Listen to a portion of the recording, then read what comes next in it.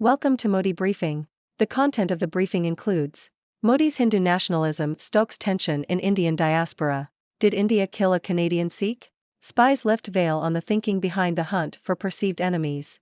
Indian refugee claims in Canada began rising after Prime Minister Modi took power, data shows. Murder claim in Canada is only helping India's Modi at home. Modi's Hindu nationalism stokes tension in Indian diaspora. New York Times. Tensions within the Indian diaspora have been fueled by Prime Minister Narendra Modi's Hindu nationalist agenda. Critics argue that Modi's Hindu-first policies have led to rising violence and discrimination against India's religious minorities. The Indian government has also been accused of directly interfering in the diaspora to defend Modi's policies and deepen divisions.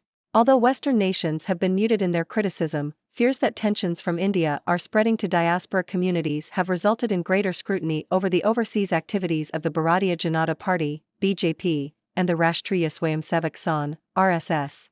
Both organizations are mobilizing support for Modi and his Hindu-first policies through various activities in Canada. However, critics argue that these groups are attempting to silence all criticism of Hindutva and Modi by labeling it Hinduphobia. The diaspora tensions have had an impact on academic freedom and scholarship on India, with scholars avoiding sensitive topics in order to avoid harassment. Divisions within the diaspora have also expressed themselves in other ways, with conflicts between upper caste Hindus and the historically oppressed Dalit community in various cities around the world.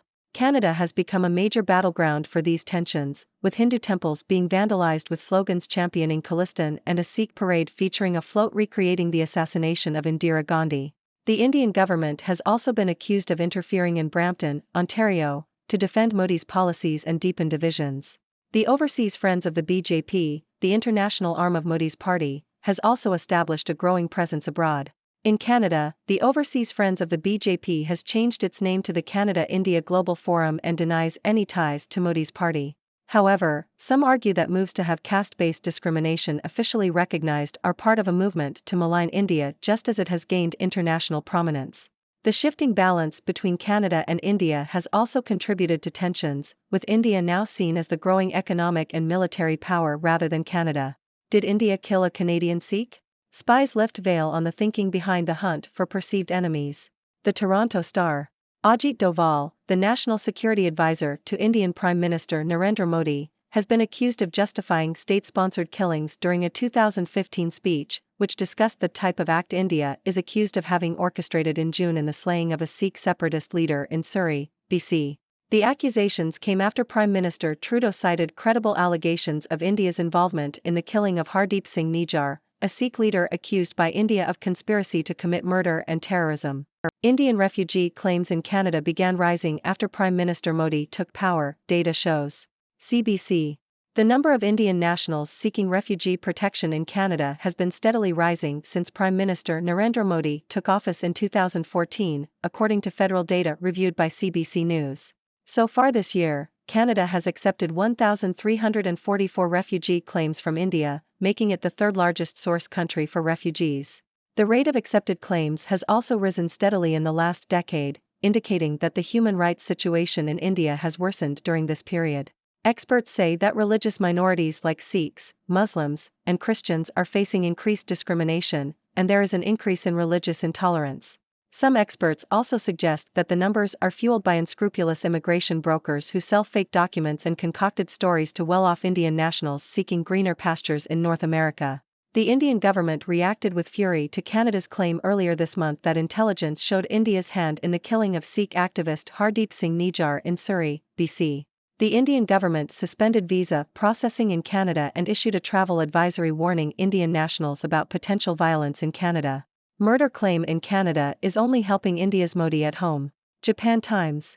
Prime Minister Narendra Modi is gaining a political boost in India following allegations made by Canada that India orchestrated the murder of a Sikh separatist leader. India has gone on the offensive, blaming Canada for not taking action against extremists and making Modi a clear winner within the country. Nationalist television hosts are attacking Canada, the opposition alliance is effectively supporting Modi, and the focus on terrorism is likely to stir up support for his Bharatiya Janata Party. Dear viewers, I am Dr. Six, your resident observer from the 6 Degrees world, here to bring you the latest news and analysis.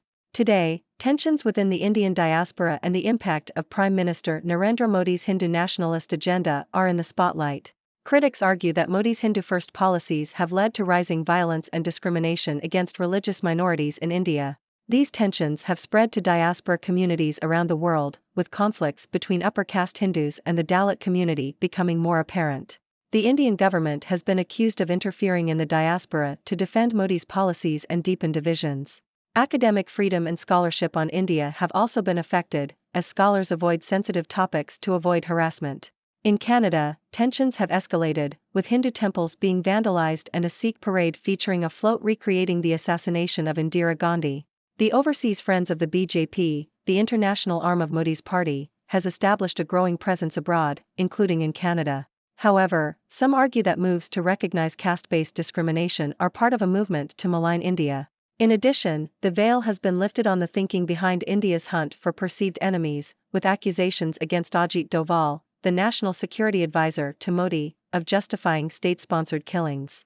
These accusations came after Prime Minister Trudeau cited credible allegations of India's involvement in the killing of a Sikh separatist leader in Canada. The number of Indian nationals seeking refugee protection in Canada has also been on the rise since Modi took office, indicating a worsening human rights situation in India. Religious minorities, such as Sikhs, Muslims, and Christians, are facing increased discrimination and religious intolerance. Interestingly, these allegations of India's involvement in the murder of a Sikh leader in Canada seem to be benefiting Modi politically at home. India has gone on the offensive, blaming Canada for not taking action against extremists, which has bolstered support for Modi's Bharatiya Janata Party. In conclusion, tensions within the Indian diaspora and the impact of Modi's Hindu nationalist policies are causing divisions and conflicts in various countries, particularly in Canada. The rise in Indian nationals seeking refugee protection in Canada also highlights the deteriorating human rights situation in India. These developments are not only affecting the diaspora but are also shaping the political landscape in India itself. Now, I'd love to hear your thoughts on these news stories. What do you make of the tensions within the Indian diaspora and the impact of Modi's policies? Do you have any questions or insights to share? Let's keep the discussion going.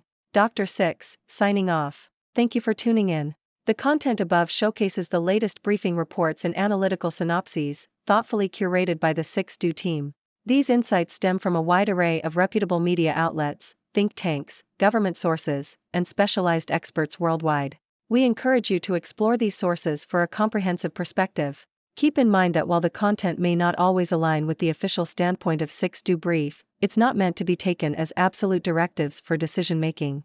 Comprising seasoned media professionals, learned scholars, and accomplished scientists, the 6Do team embodies a trailblazing, fully independent media entity. To customize 6Do Brief to meet your professional needs, you have the option to subscribe to a diverse array of briefings on our website, 6dobrief.com. Regardless of your location, you can conveniently receive 6Do Brief via email.